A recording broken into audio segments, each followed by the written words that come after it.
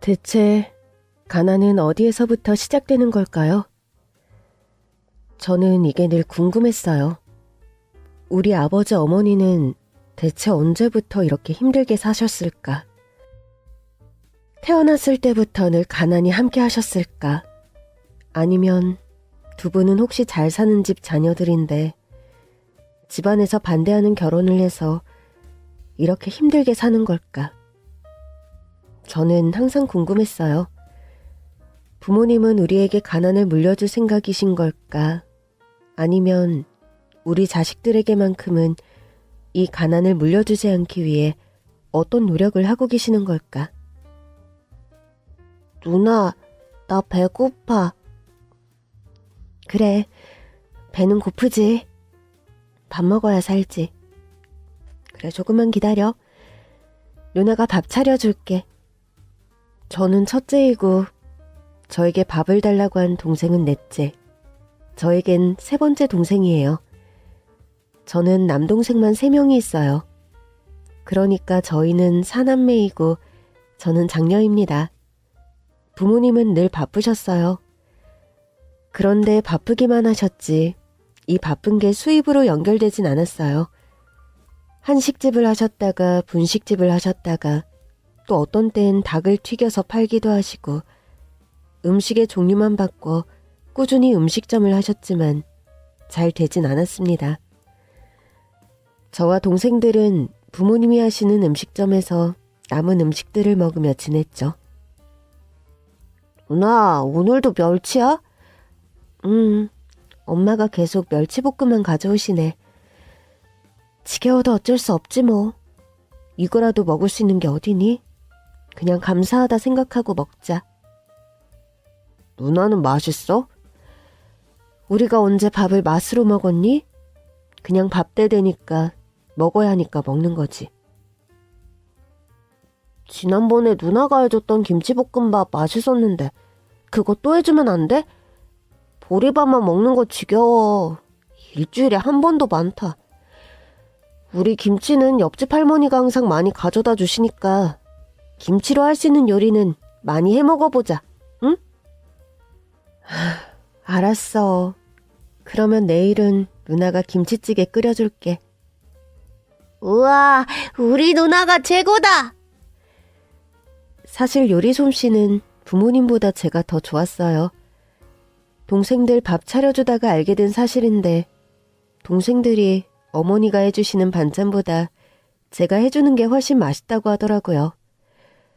그래서 동생들은 차라리 누나가 음식 장사를 하면 더 장사가 잘 될 것 같다고, 차라리 부모님은 다른 사업을 하시고 음식점은 누나한테 물려주라는 얘기를 항상 했었죠.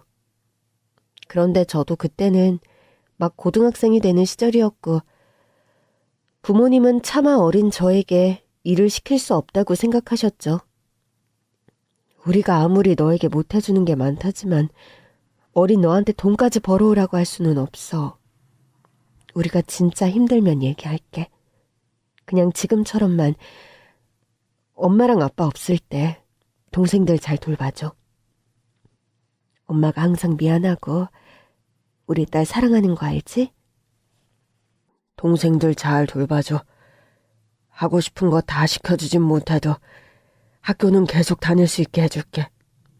알았지? 네, 알았어요. 피곤하실 텐데 주무세요. 하지만 저는 대학에 입학할 수 없었습니다. 나는 꼭 서울대에 갈 거야. 나 서울대에 보내줘요, 네? 나 진짜 서울대 법대 가고 싶단 말이야. 너 그 정도 성적도 안 되면서 무슨 욕심이야. 고등학교 졸업하고 일해서 누나랑 같이 돈 벌어야지. 이 가난이 우리 때문에 생긴 것도 아닌데 왜 우리가 책임져야 해. 내가 등록금 비싼 학교 가겠다는 것도 아니고 국립대면 등록금도 싸잖아. 너 법대 다니면 사법고시까지 합격하는데 얼마나 오래 걸리는지 알아? 그 많은 학비 누구 보고 대라는 거야? 어디서 이렇게 이기적인 생각을 하고 있어? 너가 정말 머리가 좋고 공부를 잘하면 우리도 당연히 네 뒷바라지 해주지. 그런데 성적을 봐라. 그게 꼭 법대가 아니더라도 서울대 갈 성적이니? 당연히 부모님이 잘해주시면 저도 공부에만 집중할 수 있겠죠.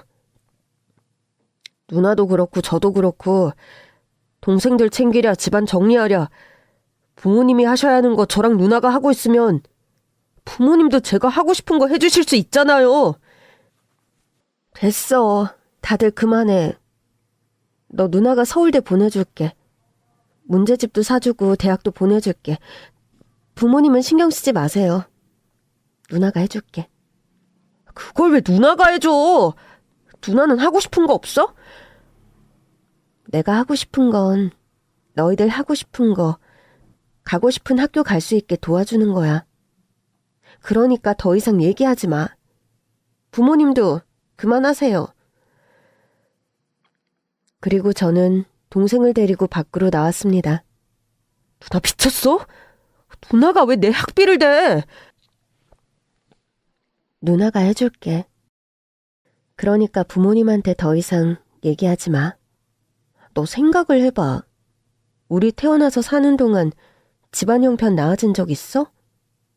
부모님은 희망이 없어. 차라리 우리가 스스로 돈 벌어서 사는 게 이 가난에서 벗어날 수 있는 빠른 길이야. 부모님 지금까지 하신 일들 뭐 성공한 거 있어? 없잖아. 그렇다고 어디 공장이나 회사 취직하라고 하면 그건 또 싫다고 하고 일 벌려서 망하고 또 망하고 지겹지 않니? 누나가 어떻게 해서든 너 대학 보내줄 테니까 나중에 검사든 변호사든 뭐든 되면 누나한테 다 갚아. 대신 무조건 한 번에 서울대 법대에 합격해야 해. 알았지? 알았어. 무슨 일이 있어도 한 번에 꼭 합격할게. 그렇게 동생은 집안에 무슨 일이 생기든지 말든지 공부에만 집중했고 저는 집에서 조금 떨어진 시내에 있는 식당에서 일을 시작했습니다. 어머, 아유, 젊은 애가 무슨 손이 이렇게 야무져? 너 어머님이 음식을 잘하시는구나? 아니요, 그 반대예요. 어머님이 음식을 못하셔서 제가 하면서 실력이 늘었나 봐요. 어머, 그러니? 너 간도 잘 맞추고 음식도 시원시원하게 하고. 이제 설거지 하지 말고 너도 음식 만드는 거 거들어. 우리 집은 한식집이라서 김치랑 기본찬들은 정말 매일 해야 하거든? 그러니까 너도 거들어. 알았지? 네, 알겠습니다. 같은 서울인데도 집에서 조금만 나오니 완전히 신세계였죠. 여기에 이렇게 맛있는 음식들이 많이 있는데 부모님들이 하셨던 식당이 잘 됐을 리가 없죠. 음식 맛이 좋았으면 모를까. 어머니도 그렇고 아버지도 그렇고 그렇게 음식 솜씨가 좋진 않으셨거든요. 저는 당시 달걀에 푹 빠져 있었어요. 달걀 프라이, 달걀찜, 달걀국 등 달걀로 할 수 있는 음식을 많이 개발하고 싶었죠. 음식점에서 일하면서 달걀 납품하는 사장님과 친해졌거든요. 그리고 얼마 뒤 남동생은 정말 서울대 법대에 합격했고 저는 일하면서 모은 돈을 동생 입학금과 등록금으로 모두 넘겨줬습니다. 다 누나 덕분이야. 더 열심히 공부해서 빨리 검사 될게. 알았어. 축하해. 그렇게 동생 등록금, 제 생활비를 벌기 위해 일만 하길 3년. 저에게도 기회가 찾아왔습니다. 현정 씨, 내가 사정이 있어서 가게 문을 닫아야 할 것 같아. 네? 그런데 우리 단골 손님도 너무 많고 현정 씨 음식 솜씨도 너무 아까워서 혹시 괜찮다면 현정 씨가 우리 가게 인수해서 한번 해볼래? 네? 제가요? 그래, 어렵지 않아. 옆에서 내가 일하는 거 많이 지켜봤잖아. 어때? 괜찮지? 할만하겠지? 아니요, 저 무서워요, 사장님. 무서울 게 뭐가 있어. 할 수 있어. 아마 현정 씨 대출도 나올 거야. 나랑 같이 은행 가서 알아보자. 그렇게 얼떨결에 저는 사장이 되었고 부잣집 사장님들이 많이 사는 성북동에서 살아남기 위해 부더니도 노력했습니다. 우선 첫 번째, 요일별로 메뉴를 고정했어요. 월요일은 어떤 메뉴, 화요일은 어떤 메뉴. 그래서 손님들이 가게에 들어왔을 때 메뉴 고민 없이, 그리고 우리 직원들도 손님 인원수에 맞게만 음식을 내기만 하면 되니까 서로 편하고, 또 요일별로 다른 메뉴로 해서 원하는 음식이 나올 때 찾아오시기도 하고, 한 끼 든든하게 먹고 싶은 분들도 많이 찾아와 전에 사장님이 했을 때보다 훨씬 장사가 잘 됐습니다. 그리고 어머, 사모님 어서 오세요. 오늘 팥죽이 특별 메뉴라길래 먹으러 왔어요. 잘 오셨어요. 안녕하세요.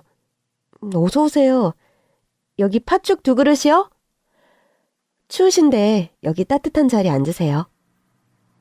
올 때마다 사장님이 친절하게 해주셔서 참 기분이 좋아요. 물론 음식 맛도 좋고요.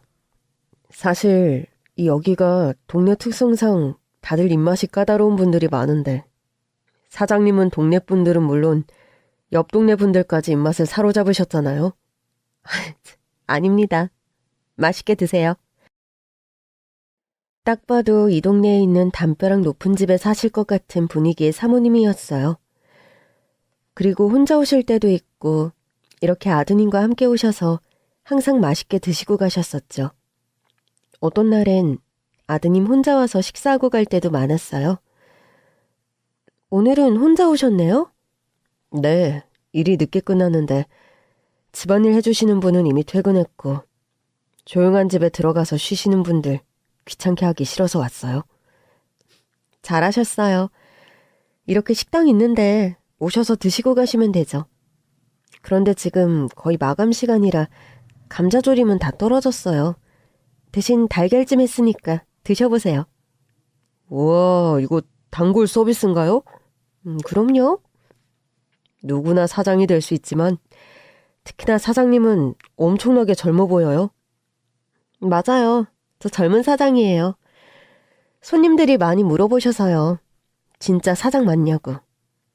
부모님한테 물려받은 식당인지도 많이 물어보고.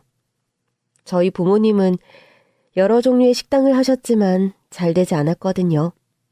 저는 누굴 닮았는지 음식 솜씨가 좋아서 전에 계셨던 사장님이 저를 예쁘게 봐주셨어요.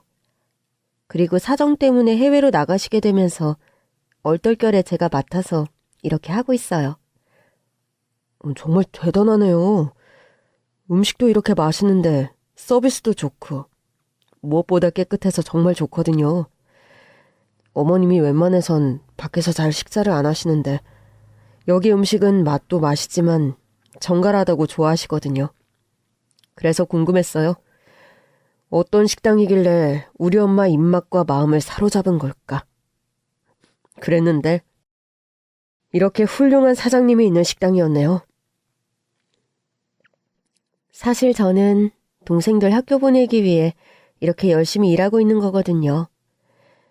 집이 가난해서요. 그래서 세상이 어떻게 돌아가는지도 모르고 그저 일만 했어요. 그래도 첫째 동생은 서울대 법대 갔고 둘째 동생은 경영학과, 막내 동생은 파일럿 되려고 공부 중이에요. 현정 씨라고 했죠? 요즘 이런 누나가 어딨어요. 동생들이 현정 씨가 이렇게 희생하고 있다는 걸 알아야 할 텐데. 알겠죠. 첫째는 사법고시 준비 중이라 바쁜데 나머지 동생들은 이제 용돈 정도는 벌어서 써요. 저는 공부에 소질이 없는데 동생들은 머리가 좋아서 과외도 하고 따로 일도 하고 그러더라고요. 그건 현정 씨가 공부를 안 해봐서 그래요? 아마 전 못할 거예요. 오늘도 잘 먹었습니다. 네, 조심히 가세요. 그렇게 사모님의 아들만 식당에 찾는 일이 많아졌고 저와 사모님의 아들은 자연스럽게 연인이 됐습니다. 어쩌면 이제는 제 삶이 좀 평탄하겠구나 생각했어요. 그런데 이게 무슨 일인지. 이 정도면 되겠나? 이게 뭐예요? 뭘 모른 척하고 있어? 이런 식당이 나오는 사람이 우리 애가 회장 아들이라는 거 알고 발잡히려고 접근한 거 아니야? 무슨 말씀이세요? 전 성환 씨 돈 보고 접근한 게 절대 아닙니다. 그저 우리 식당 음식을 맛있게 먹어주고 그리고 어머님을 닮은 착한 심성을 보고 좋은 만남을 이어가는 거라고요. 시끄러워. 이거나 먹고 떨어져. 그렇게 애인의 아버지는, 그러니까 성환 씨의 아버지는 저에게 돈 봉투를 던지시곤 가게를 나가셨습니다. 너무 수치스러웠어요. 바닥에 널린 10,000원짜리 지폐를 보는데 자괴감이 들더군요. 내가 내 애인을 좋아하고 사랑하는 마음이 남들 눈엔 그저 돈으로 치환할 수 있는 그런 가벼운 마음으로 보이나? 정말 이 세상은 다 돈이면 되는 건가? 그런 생각도 들었습니다. 한동안 식당을 나갈 수 없었어요. 방학한 동생들한테 식당을 맡기고 저는 그저 집에 누워만 있었습니다. 그리고 얼마 후 이렇게 살 수는 없다는 생각이 들더군요. 내가 왜 이렇게 누워서 알아야 하지? 내가 잘못한 것도 아닌데. 며칠 만에 식당에 나가 일을 하니 잡생각도 안 나고 좋더라고요. 그리고 끝날 무렵 사모님, 그러니까 성환 씨의 어머님이 찾아오셨습니다. 현정 씨, 내가 사과할게요. 이 사람이 그렇게 예의가 없는 사람이 아닌데. 어쨌든 현정 씨한테 너무 큰 실수를, 아니, 잘못을 했어요. 미안해요.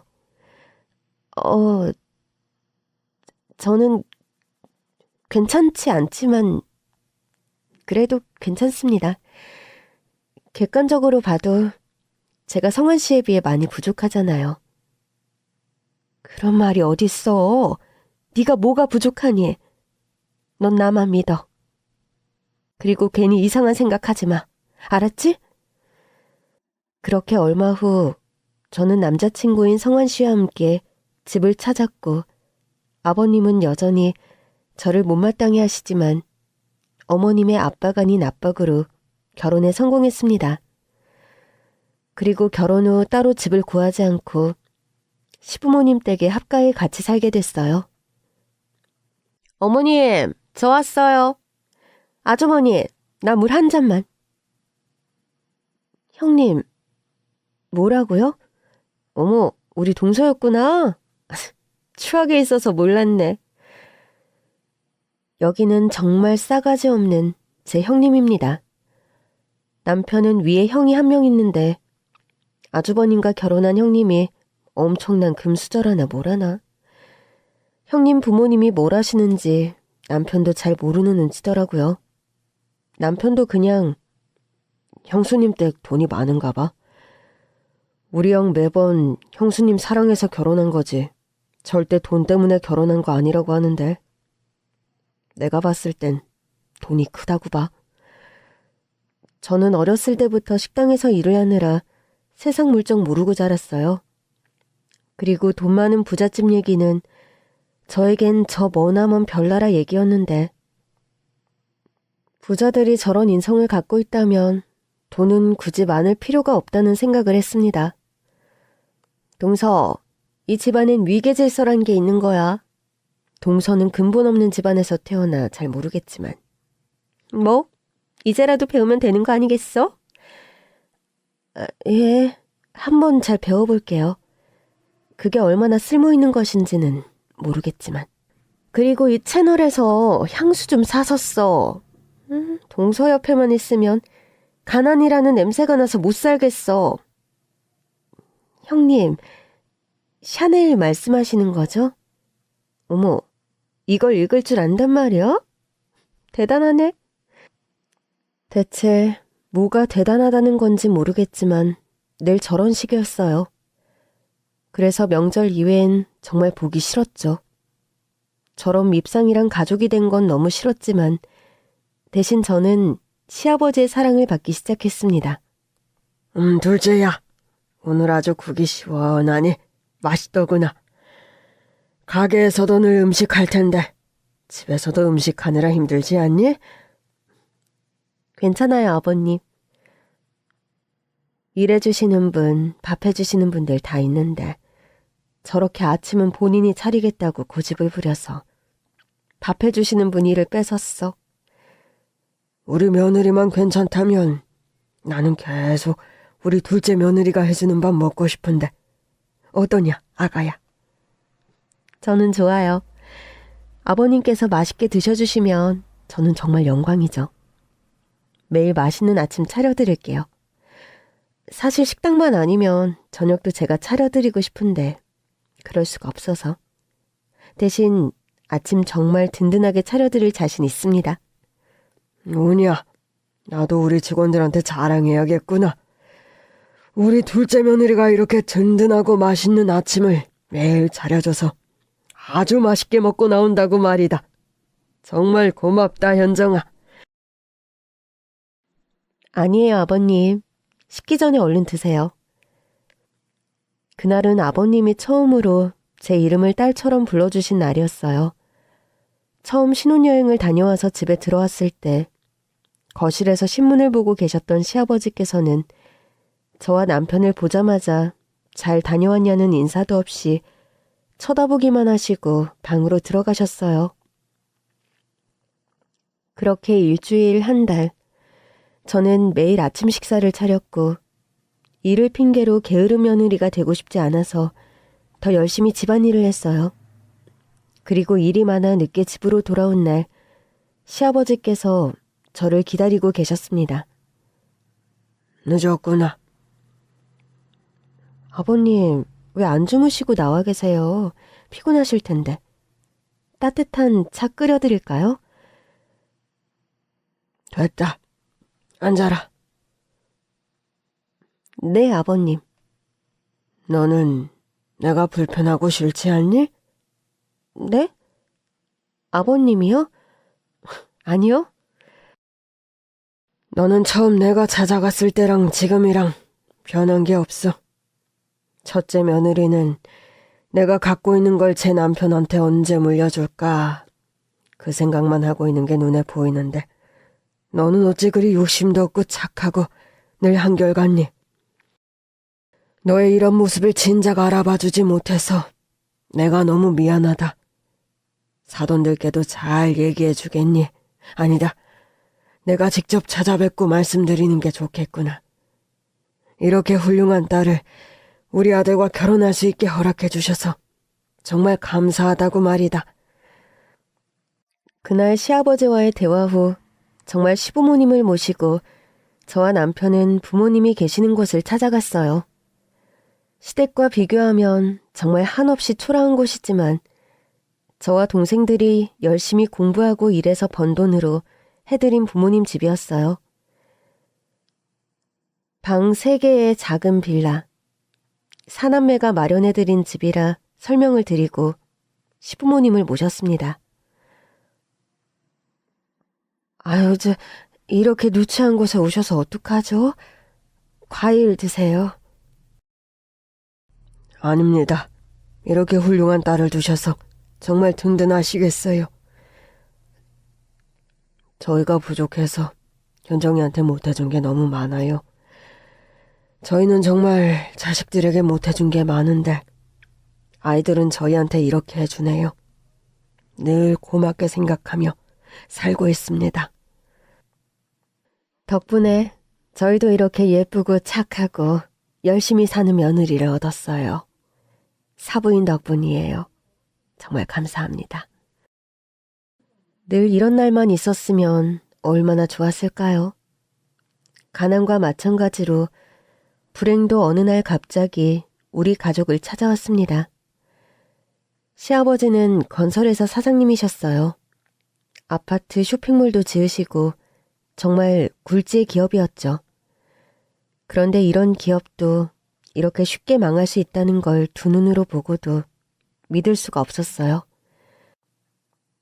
회사의 자문 변호사들은 물론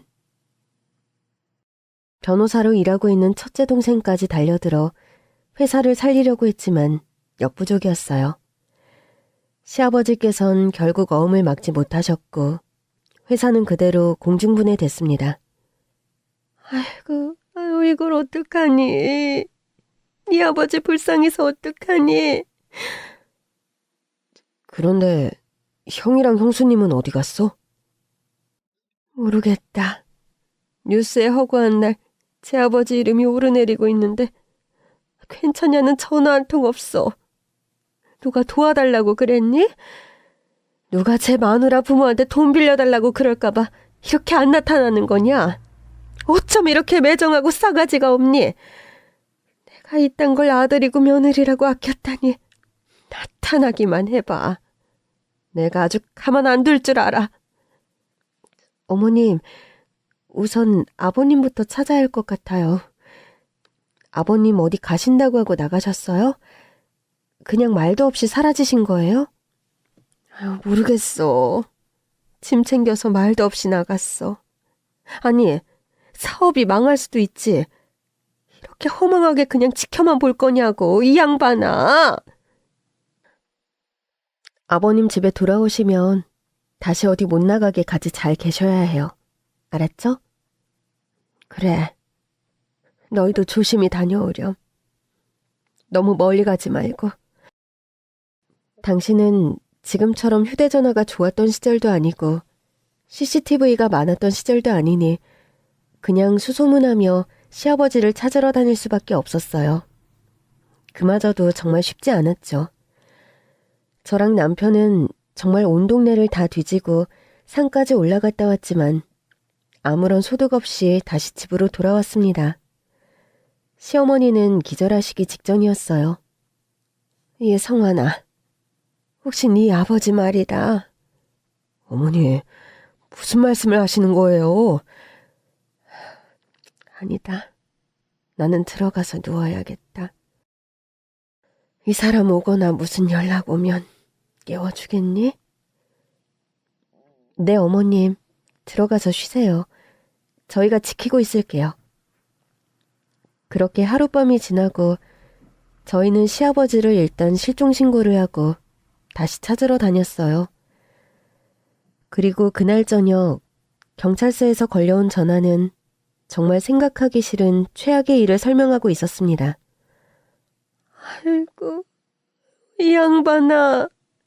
사업이 뭐라고 이렇게 허망하게 가. 다시 일어설 수 있었잖아. 이렇게 그냥 가면 나는 어쩌라고, 여보. 그래도 장례식장엔 나타났네요. 형님, 아주버님.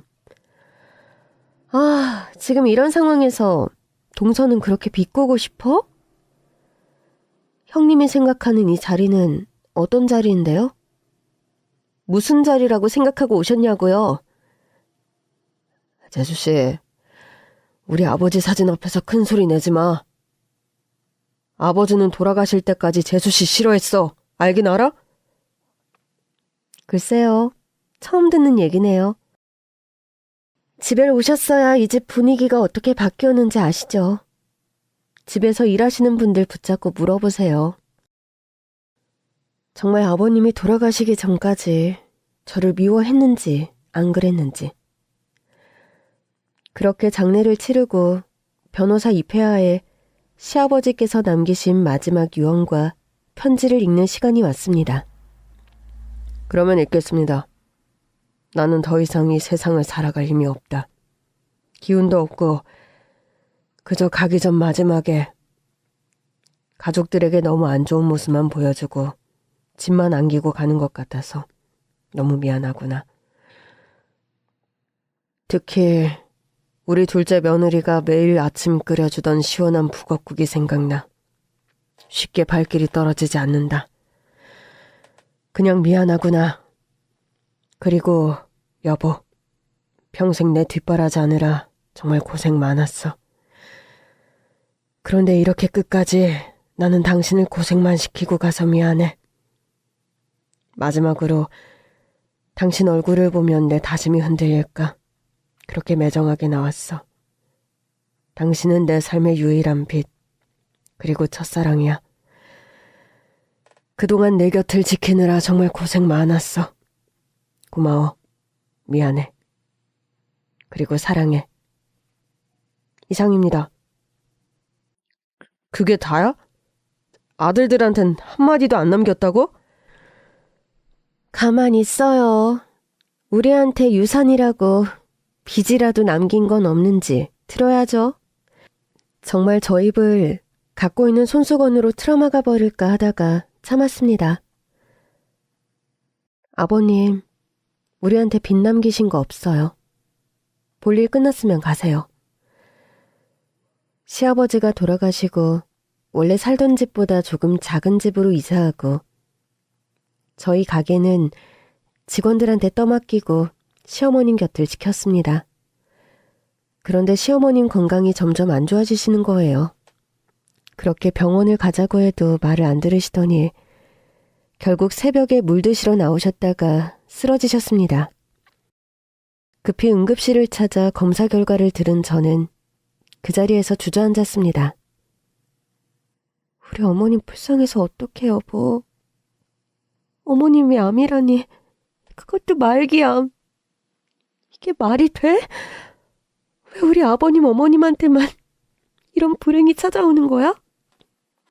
노크도 없이 불쑥 찾아온 불행은 가족 전부를 들쑤셨고 어머님은 아버님을 따라갈 거라며 치료까지 거부하셨습니다.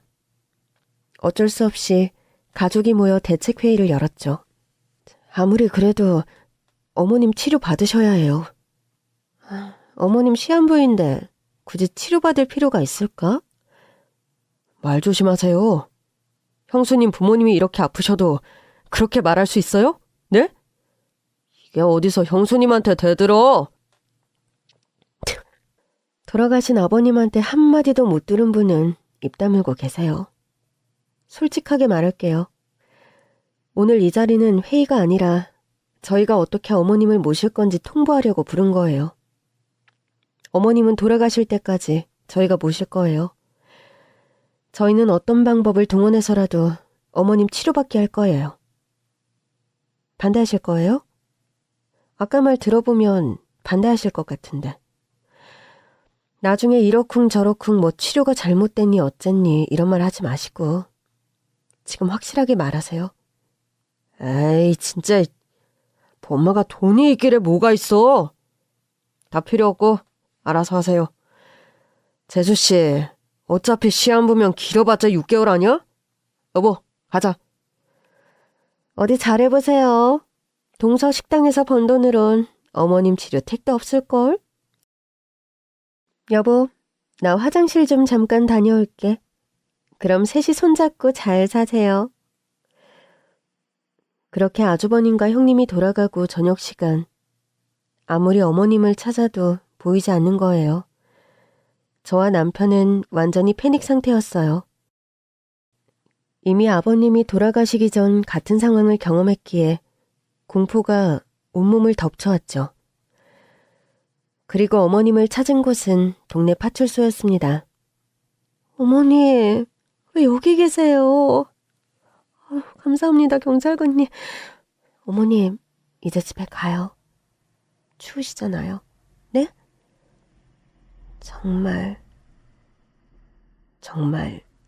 내가 귀찮니? 아니, 무슨 말씀하시는 거세요? 어머님이 뭐가 귀찮아요? 첫째가 그랬어.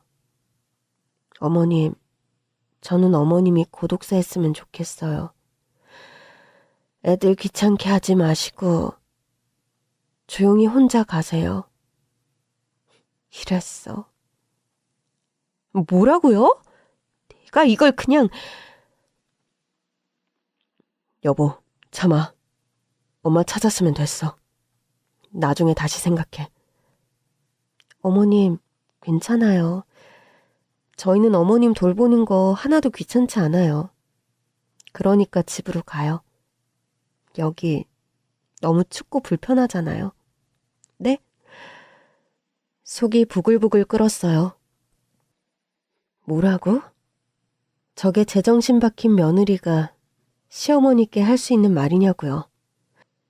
그냥 빨리 눈을 감으셨으면 좋겠다고 고사 지내는 것과 다름없잖아요. 어떻게 드자비를 해야 반성하고 저런 짓을 안 하려나 생각하면서 오니 벌써 집에 도착했습니다. 어머님, 형님하고 아주버님은 이제 이 집에 올 일 없어요. 그러니까 걱정하지 마시고 푹 쉬세요. 어머님 다음 주부터 이제 치료받으러 다니셔야 하니까 다른 생각은 전혀 하지 마시고 그냥 치료 생각만 하세요. 그때 병원에서 그랬잖아요. 최고의 선생님께서 치료해 주실 거니까 아무 걱정하지 말라고 했잖아요. 어머님, 제가 더 잘할게요. 이제 이렇게 말없이 또 나가지 마세요. 저랑 남편이랑 정말 많이 걱정했어요. 네? 그래, 내가 미안하다. 너희가 걱정할 거란 생각을 못했어. 내가 생각이 짧았어. 이제 안 그러마. 너희도 피곤할 텐데 얼른 쉬어라. 나는 괜찮으니까 걱정하지 말고. 엄마, 나랑 이 사람은 끝까지 엄마 모실 거야. 끝까지 엄마 치료할 거니까 다른 걱정은 하나도 하지 마. 돈, 시간 다 충분하니까 그저 마음 편안하게 먹고 쉬세요. 알았지? 그래, 그러마. 시아버지가 그렇게 가신 건 정말 모두에게 상처였어요. 아주버님이랑 형님은 빼고요. 그저 시아버지께서 물려주실 게 뭐가 있는지, 혹시 시아버지의 빚을 떠안아야 하는지 그 걱정만 했죠. 그리고 여러분도 편지 들으셨죠? 그 어디에도 본인의 첫째 아들에 관한 내용은 전혀 남기지 않으셨잖아요. 시아버지도 다 알고 계셨던 거죠. 이 인간들이 뭘 원하고 뭘 노리는지 말이죠. 그래도 아버님께서 눈을 감을 수 있었던 건 아마 남편과 저 때문 아닐까 생각해요. 마지막까지 저에 대한 믿음을 보여주신 시아버지를 위해서라도 시어머니의 치료 절대 포기할 수 없었습니다. 연세가 있으신 분이 항암 치료를 하는 건 정말 엄청난 체력을 요하는 일이었어요. 저는 식당을 운영하며 틈틈이 시어머니를 모시고 병원을 찾았고 다행히도 처음 병원에 갔을 때보다 조금씩 치료에 차도를 보이기 시작했죠. 어머님, 이거 보세요. 여기 이 부분 깨끗해진 거 보이세요? 어머님 벌써 이만큼 건강해지신 거예요. 그러니? 네, 그럼요. 어머님이 힘드셔도 이렇게 버티면서 치료받으시니까 결과가 좋잖아요. 너무 감사해요, 어머님. 어머님, 뭐 드시고 싶은 거 없으세요? 먹고 싶은 거? 네.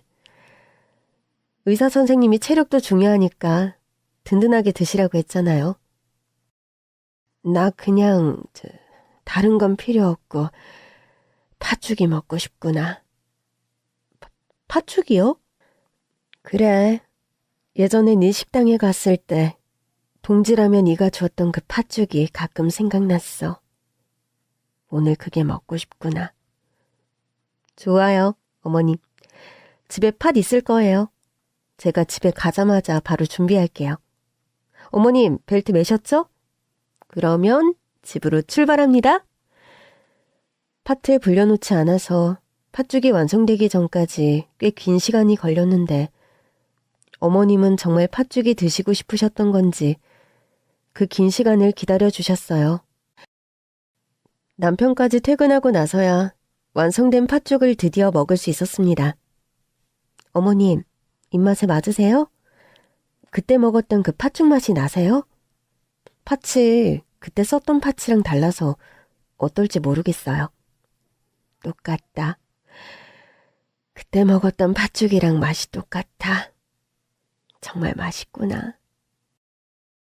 너희도 어서 들어라. 나는 속이 뜨뜻해지는 게 너무 좋다. 어머님, 다 말씀하세요. 다 해드릴게요. 정말이에요. 그러니까 드시고 싶은 거 매일 얘기하세요. 이 사람이 다 만들어줄 거예요. 이 사람이 못하는 음식이면 제가 전국 팔도를 다 뒤져서라도 구해올게요. 그러니까 드시고 싶은 거, 필요한 거, 하고 싶은 거 다 말씀하세요. 속으로만 생각하지 마시고요. 맞아요, 어머님. 그러다 어머님 또 속병 나시면 진짜 큰일 나요. 이렇게 계속 치료 효과 좋으면 어머님 저희랑 진짜 오래오래 함께 사실 수 있어요. 아셨죠? 그래, 알았다. 너희 때문에 내가 진짜 걱정 없이 사는구나. 그래서 말이다. 내가 너희에게 줄 선물을 가져왔어.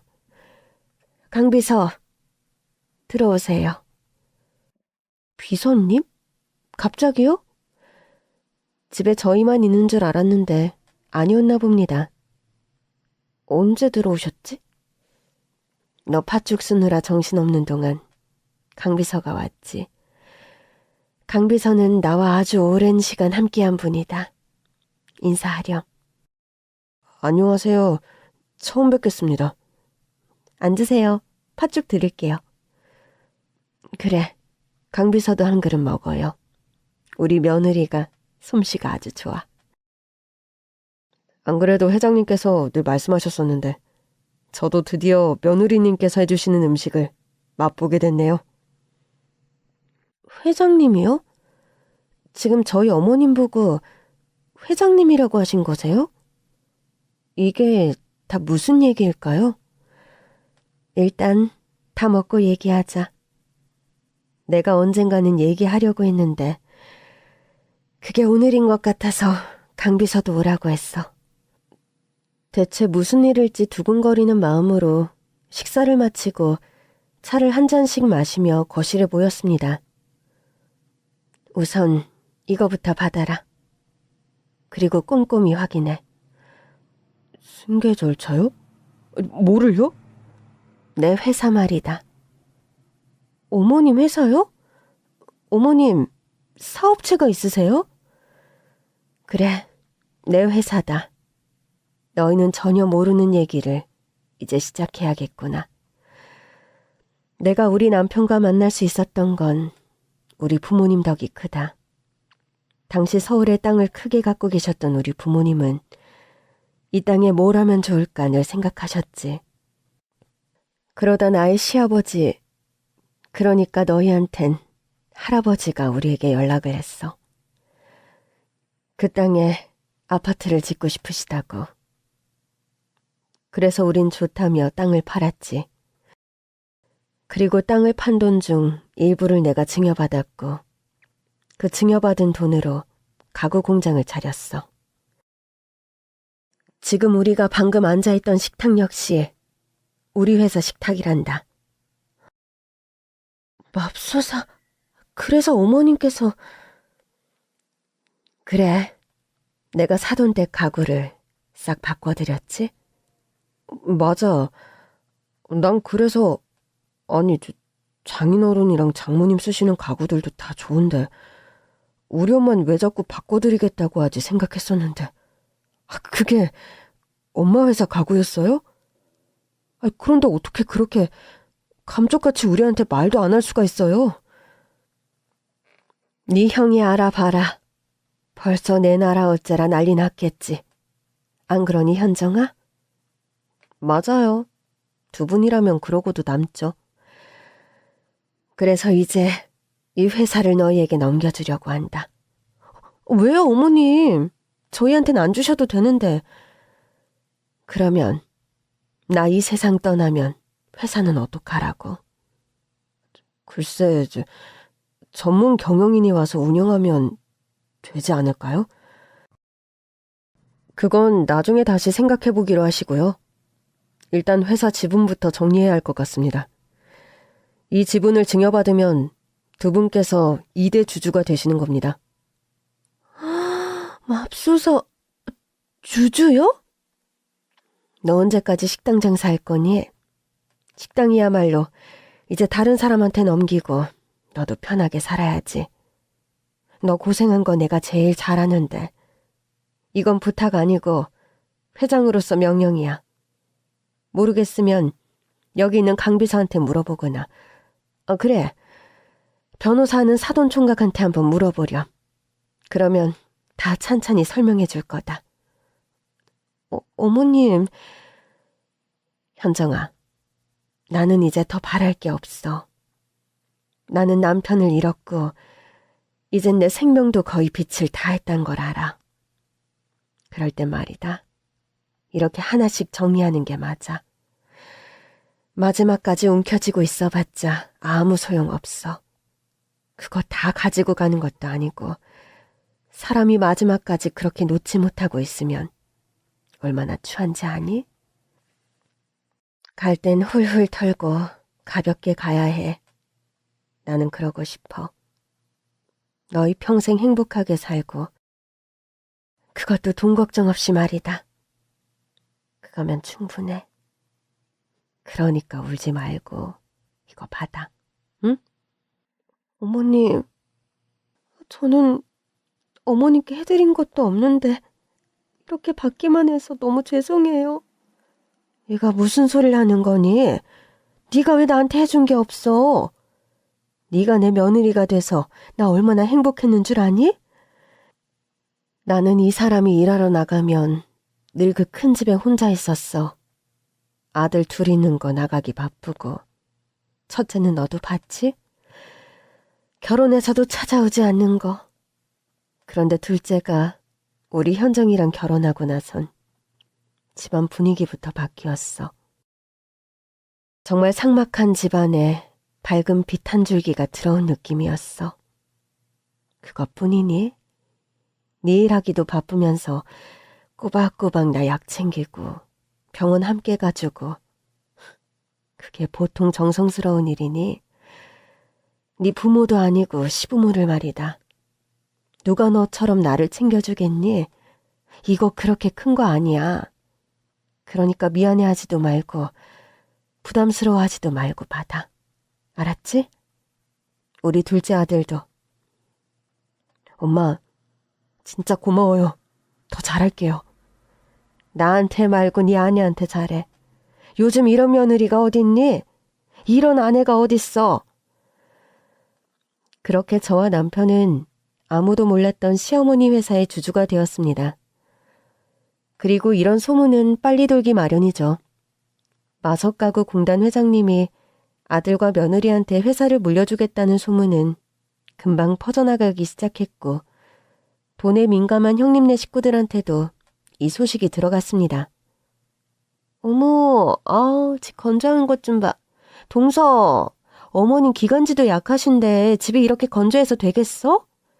역시 어머님이랑 저랑 지내셔야 한다니까요. 얘는 뭐 여전히 아는 것도 없고 이렇게 취해서 대체 뭘 어쩌자는 건지. 우리 어머님 그동안 혈색 좋아지신 것 좀 봐. 제가 지어서 보내드린 약 잘 드셨나 보다. 그러니까 이렇게 좋아지셨지. 아, 그 약 말이냐? 그거 우리 보슬이가 다 먹었어. 제 털에 윤기 좀 봐라. 아주 보기 좋지 않니? 그나저나 넌 어쩐 일이니? 나 구독사 했나 안 했나? 확인하러 왔니? 보슬이는 저와 남편과 시어머니가 키웠던 말티즈 강아지입니다. 꽤 오래전 일이지만 보슬이가 무지개 다리를 건너던 날 어찌나 눈물이 나던져. 그렇게 오랜 시간 함께 지낸 강아지가 떠날 때도 슬픈데 저 싹퉁머리 없는 형님은 우리 시어머님께 무려 고독사 하셨으면 좋겠다는 희대의 막말을 남겼죠. 여러분, 제 이야기를 차분하게 들으셨다면 저 아직 저 말한 형님한테 복수 안 했어요? 오늘이 그날임을 알고 전 별 어떤 말들을 쏟아내기 시작했습니다. 형님, 어머니 열 많으셔서 3종류 함부로 드시면 안 되세요. 그런데 저렇게 인삼이 잔뜩 든 약을 보내셨어요? 넌 빠져. 나 어머님이랑 할 얘기 있어서 왔거든? 어머님, 마석가구 공장 큰 거 그거 왜 어머님 거라고 얘기 안 하셨어요? 그거 완전 노른자 사업인데. 그거 어쩌시려고요? 네? 저랑 이 사람한테 맡기세요, 어머님. 제가 더 크게 키울게요. 요즘은 앤티크 가구가 유행이라 그런 것도 함께 수입해서 팔면 좋을 텐데요. 신경 꺼라. 네 사업도 아닌데 왜 그렇게 관심이 많니? 어머, 제 사업이 아니라뇨? 어머님 사업이 곧 우리 사업이고 이 사람 사업 아니겠어요? 우리 어머님 아무래도 암도 암인데 치매가 오셨나 보네. 뭐라고요? 현정아. 그리고 이미 나는 회장이 아니야. 그러니까요. 그거 다시 지분이나 이런 거 정리하세요. 그게 무슨 애들 사업도 아니고 그렇게 규모가 큰 사업을 어떻게 저런 머저리들한테 넘기실 수가 있어요? 야, 내가 청순한 형님아. 너 지금 우리 보고 머저리라고 했니? 더 떠들어봐. 뭐가 어쩌고 어째? 뭐? 뇌가 청순해? 그게 무슨 말이야? 뇌가 청순하고 백치미가 가득해서 그렇게 분위기 파악을 못하고 떠드냐고. 어머님은 이미 회사 승계 마쳤어. 그리고 그건 우리가 받았고. 그런데 네가 뭔데 와서 다시 해라 잘못됐다 이 난리야? 진짜 정신머리 제대로 박힌 인간이라면 이제 와서 그딴 말 하면 안 되지. 그럼. 네가 사업에 대해서 뭘 안다고 그래? 어머니, 얘네들한테 맡기면 회사 진짜 한 달 안에 망해요. 뭐 얘기 들어보니 형님도 뭐 그렇게 머리가 좋은 것 같지는 않던데요? 최근에 무슨 농기계 전문가? 한테 투자했다가 수억 날렸다면서요? 그것도 아주버님 몰래 투자했다가 다 날려서 그거 막느라 똥줄 탄다던데. 아, 그래서 이렇게 간절하구나? 요즘 현금이 없어서 그런데 누울 자리 보고 누워야지. 옷에 붙여온 먼지만 우리 집에 떨어지니까 빨리 나가요. 에? 돈을 날리긴 누가 날려? 뚫린 입이라고 함부로 짓거리지 마. 이게 어디서 윗사람한테 예의도 없이 그런 말을 해? 당장 내 앞에서 무릎 꿇어. 이게 아주 눈물이 쏙 빠지게 혼나봐야 형님 무서운 줄 알지? 제대로 교육도 못 받고 가난한 집에서 자란 애가 꼭 이렇게 티가 나요. 예의도 없고 말버릇도 없고. 내가 아주 이 기회에 싹! 어머니! 어머님 지금 저한테 뭐 하신 거세요? 당장 나가. 감히 우리 현정이한테 소리를 질러? 네가 아직도 이 집안 실세가 누군지 모르는구나. 그래. 내 남편 사업이 잘못돼서 힘들긴 했지만 그래도 내 사업차는 멀쩡하게 잘 굴러가서 망한 것도 아니야. 이런 나를 끝까지 보살핀 게 누군데. 감히 우리 며느리한테 소리를 질러? 진짜 너야말로 저승사자를 한번 만나고 와야 정신 차릴 거니? 다시는 우리 집에 얼씬도 하지 마라. 네가 거지가 돼서 길에서 굽신거리고 돈을 구걸해도 너 같은 걸 도와줄 일은 절대 없을 거다. 네 남편한테 가서 똑똑히 전해. 뭐해? 우리 집에서 안 나가고. 그렇게 형님은 집에서 쫓겨났습니다. 어머님, 괜찮으세요? 괜찮아. 이 정도 소리친 거 가지고 어떻게 되지 않아. 호들갑 안 떨어도 돼. 저걸 아주 초장에 잡았어야 했는데. 나도 좋은 게 좋은 거다 생각하고 그냥 뒀더니 처난리다. 덜 떨어진 것. 눈치도 없고 주제 파악도 못하고. 지금 이 집안을 움직이는 게 누군지 혼자 알지도 못하면서 뭘 떠들긴 떠들어. 저는 처음에 시어머니께서 엄청 여성스럽고 조용한 분인 줄 알았는데 오래 함께 지내다 보니 정말 불같은 분이시라는 걸 알게 됐어요. 그런데 이런 어머님 성격을 형님이 알 리가 없죠. 얼마 뒤 아주버님이랑 한 번 더 찾아왔었어요. 어떻게 우리한테 이럴 수 있냐고 큰 소리 치려다가 굵은 소금만 맞고 돌아갔습니다. 저렇게 멍청해서 매를 번다니까요. 진짜 신기하지 않아요? 저런 머리로 대학을 갔다는 게. 어쩌면 그 대학에서도 이런 멍청한 애를 입학시켰다며 수치스럽다고 할지도 모르겠네요. 길어봐야 4개월이었던 어머님의 생명은 계속 연장됐습니다. 치료도 잘 받으셨고, 음식도 잘 드시고, 운동도 정말 열심히 하셨어요. 그 마음은 난 무조건 오래 살 거야, 이런 마음이 아니라 얼마를 살든 건강하게 살고 싶다는 마음이 크셨죠. 그렇게 9년을 더 살다가 아버님 곁으로 가셨어요. 고통스럽지 않게 편안하게 가셨죠. 가난도 불행도 모두 어느 날 갑자기 찾아와요. 저는 이게 모두에게 공평하게 찾아가는 게 아닌 어떤 사람들에게만 찾아간다고 생각했어요. 그리고 운 없게 그게 저라고 생각했죠. 그런데 보세요. 결국 모든 걸 이겨내고 이렇게 저와 남편은 잘 살고 있습니다. 그러니 여러분도 걱정하지 마세요. 여러분도 여러분에게 찾아온 불행과 고난을 모두 잘 이겨내실 수 있을 거예요. 여러분을 믿으세요. 할 수 있어요. 지금까지 길었던 제 얘기 들어주셔서 정말 감사합니다. 그럼 안녕히 계세요.